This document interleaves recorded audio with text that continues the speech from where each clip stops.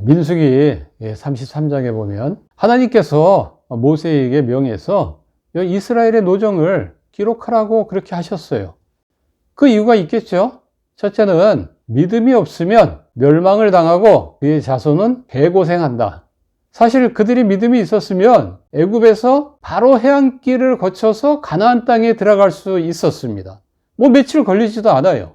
근데 믿음이 없으니까 해안길을 따라서 가나안 땅으로 들여보내지를 못하는 겁니다.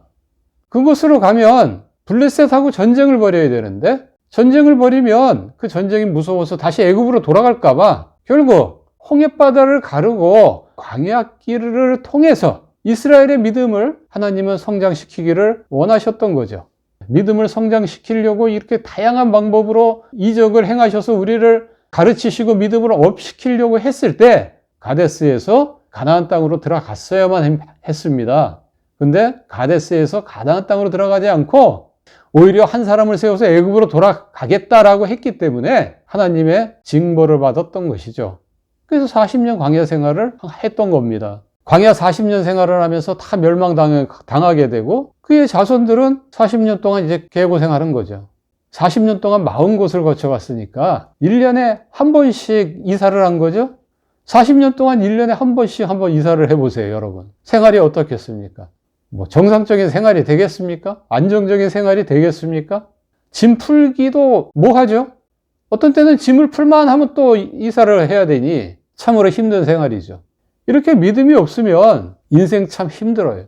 나만 힘든 게 아니라 내 자녀들도 힘들어요. 쉽게 갈 수 있는데 어렵게 간다 이거죠. 쉽고 편하고 안전하고 즐겁게 불평 한마디 없이 그렇게 인생을 살 수 있는데 굳이 힘들고 원망과 불평이 밤낮 끊이지 않는 그런 길을 선택을 한다 이 말입니다. 하나님 볼 때는 참으로 안타깝죠. 자 봐라, 너희들의 불신앙으로 인해서 이렇게 힘들고 어렵게 40년이라는 기간을 거쳐서 여기까지 오지 않았느냐, 그것을 가르쳐 주는 것이 바로 이스라엘의 노정이죠. 그리고 두 번째 교훈이 있는데요, 그것은 하나님의 계획이 지연된다는 겁니다. 하나님의 계획은 뭐냐? 창세기 5장에 보면 나옵니다. 이스라엘 백성들을 결국 가나안 땅으로 들여보내는 것은 그 가나안 땅에 사는 족속들이 죄악으로 너무 가득 차 있기 때문에 그들을 심판하기 위한 도구로서 이스라엘 백성들을 가나안 땅으로 들여보낸다는 겁니다. 그래서 출애굽기에 보면 이스라엘은 여호와의 군대가 돼요. 한 사람 한 사람은 여호와의 군인이 되는 겁니다. 근데 이스라엘을 통한 가나안 심판 계획이 지연이 된 겁니다. 40년 동안. 이스라엘은 40년 동안 멸망당하거나 그의 자손들은 개고생하는 시간을 보내게 되고, 하나님은 자신이 생각했던 계획이 40년 동안이나 지연되는 그 모든 것을 참고 기다려야 하는 그런 상황이 발생을 했던 겁니다. 37절 이하에 보면 아론이 죽습니다. 이제 아론이 죽었다라는 것은 하나님께서 내리신 그 40년간의 징계가 다 끝났다라는 것을 의미합니다.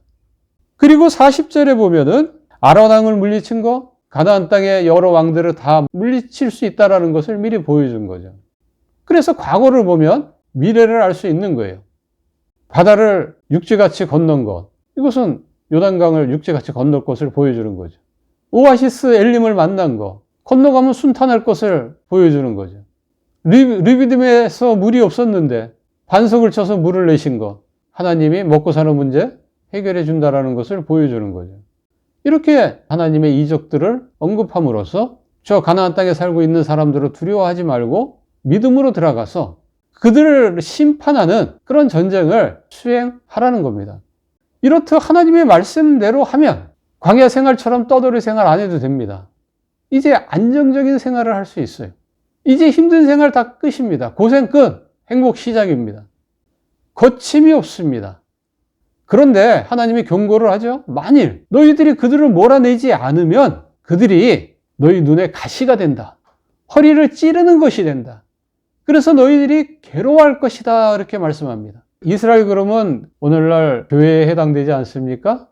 우리는 교회가 세상을 구원하는 일에만 관여한다라고 생각을 할지 모르지만 사실 심판하는 일에도 관여를 해야 된다고 성경은 말하고 있습니다.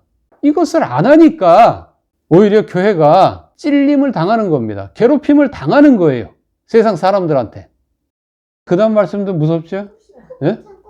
몰아내지 않으면 그들에게 하려고 했던 거를 너희들한테 하겠다고 지금 그러는 거잖아요. 얼마나 무서워요.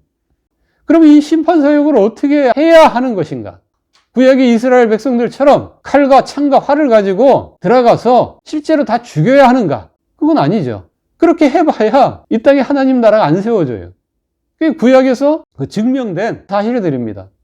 예수님도 그걸 아시기 때문에 이 땅에 오셔서 칼과 창으로 세상을 정복해 나가지 않았습니다. 말씀으로 정복을 해 나가죠. 사도 바울도 마찬가지입니다.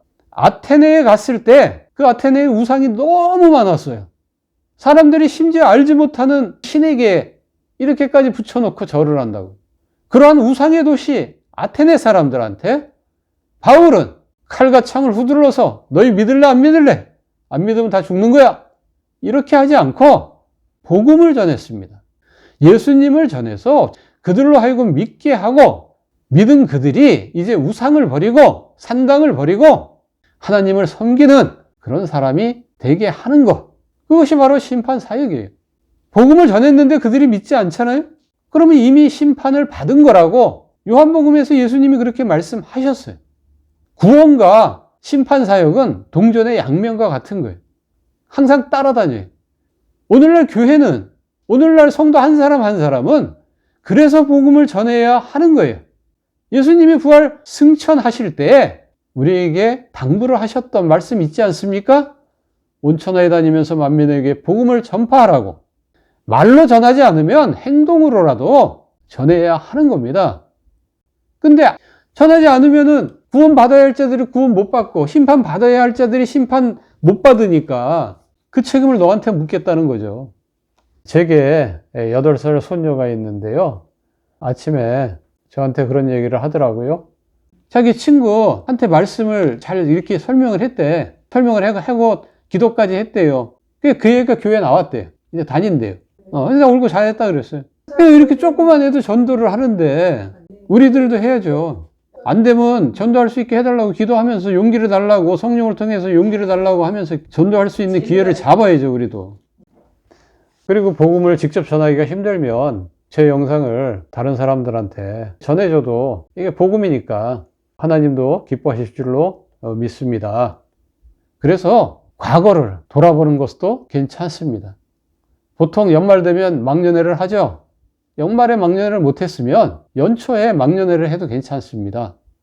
지난 한 해 동안 내가 어떻게 살았는지 한번 돌아보고 내가 진짜 하나님의 계획대로 살았는지 안 살았으면 무엇 때문에 못 살았는지 한번 점검을 해보는 것도 괜찮습니다.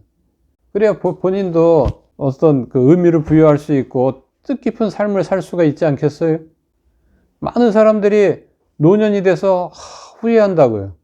왜냐하면 의미 없는 삶을 살았다라는 생각이 많기 때문에 후회를 하겠죠. 그런데 이렇게 1년에 한 번씩 막년회를 통해서 중간중간에 한번 돌아보는 시간을 갖는다면 노년에 후회하는 삶을 미리 막을 수 있죠. 이것이 바로 민수기 33장의 교훈입니다.